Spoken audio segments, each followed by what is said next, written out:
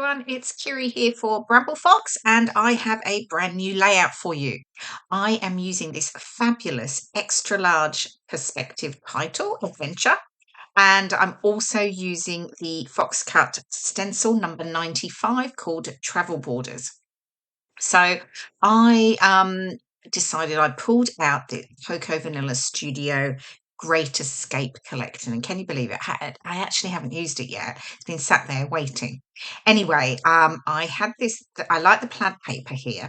I just felt it sort of worked well with the photos that I'm going to be using. And I decided to use it as the main part of my background.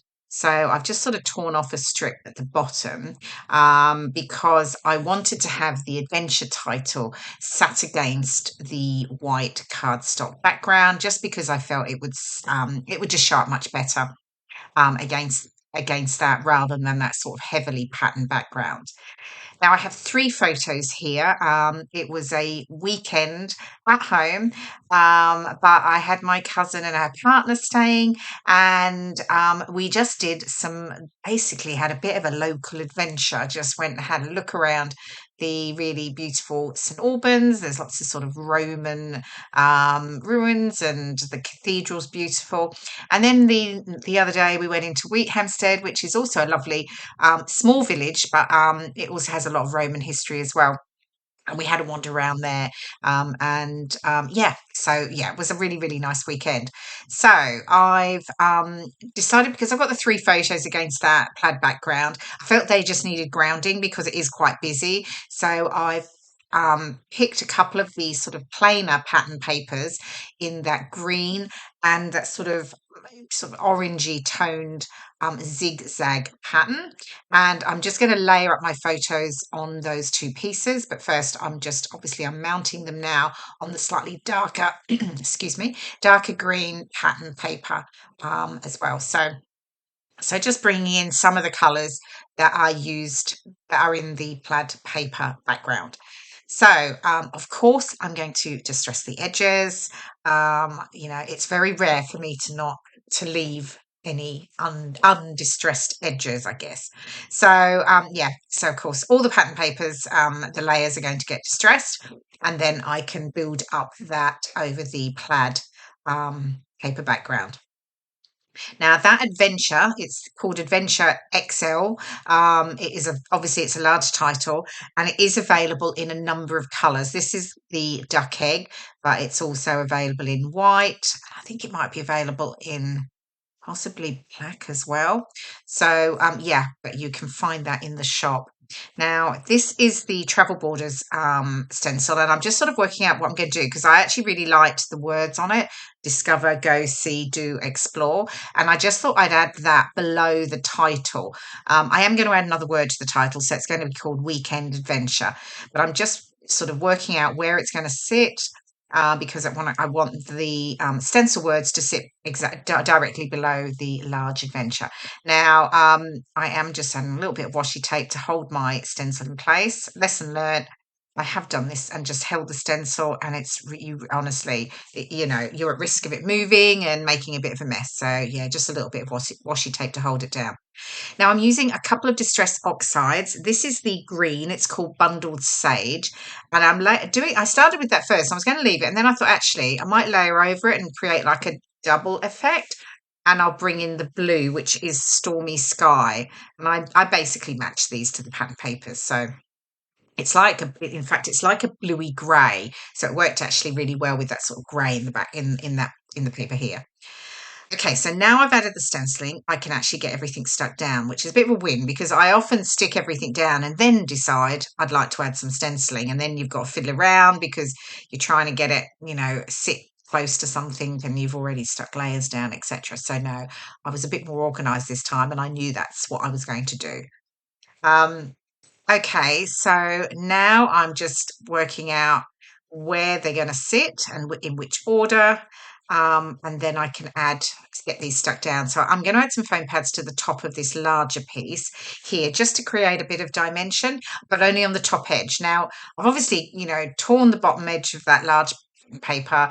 I end up covering most of it up, to be fair, because I end up actually trying to flatten it down a little bit so that I can stick that bottom edge down because that's just flat straight to the ground.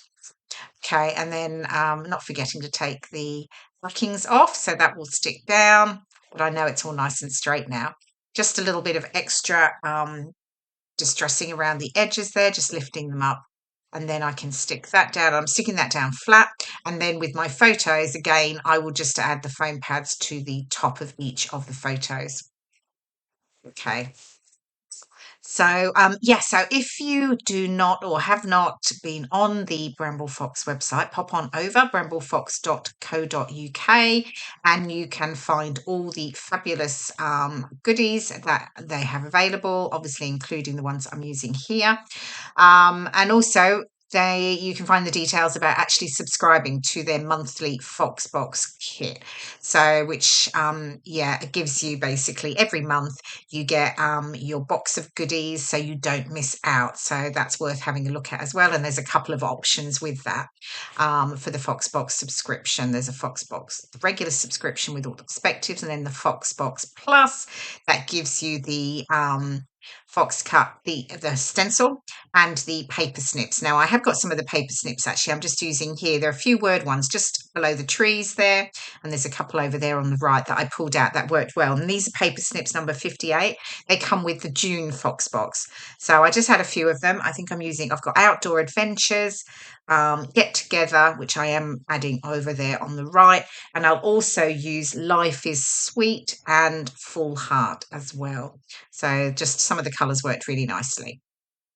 Now I've obviously pulled out some of the coordinating ephemera from the Cocoa Vanilla Great Escape collection, and I'm just getting it sort of stuck down now. I sort of know where it's going. I've had a play, and now I can just get that stuck down. That map was flat, but I've actually just sort of folded it so that it has dimension with it. You can just see the sort of I added 2 folds to it, scored it, and then folded it.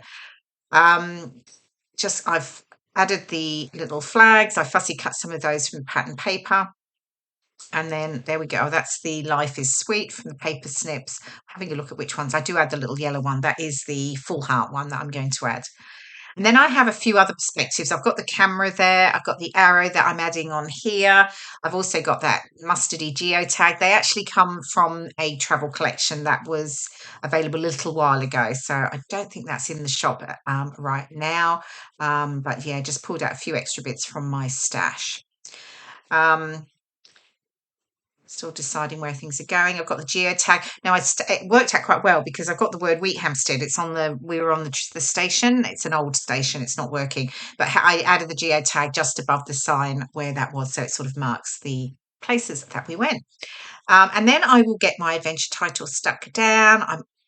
I'm using glossy accents, which I do with all my any perspectives that I add down just because it gives it a nice strong hold.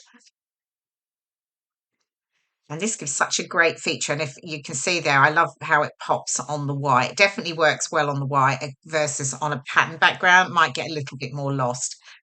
And I've moved on. I have added the weekend. I added it in gold. I mean, look, it's hard to see on the video because actually it's much clearer when I'm looking at it in real life. But I did wonder if I should have backed the weekend with the pattern paper or something, just so that would sit away from the photos.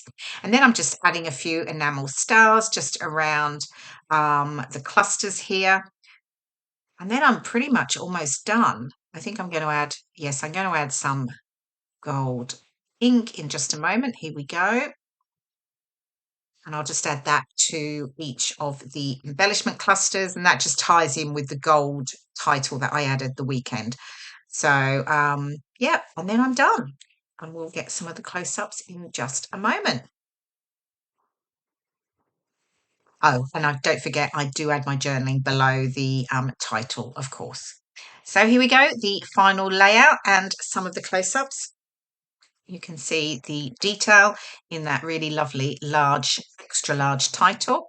I hope you've enjoyed watching the process video. Thank you so much for joining me, and I will see you again in my next video. Bye for now.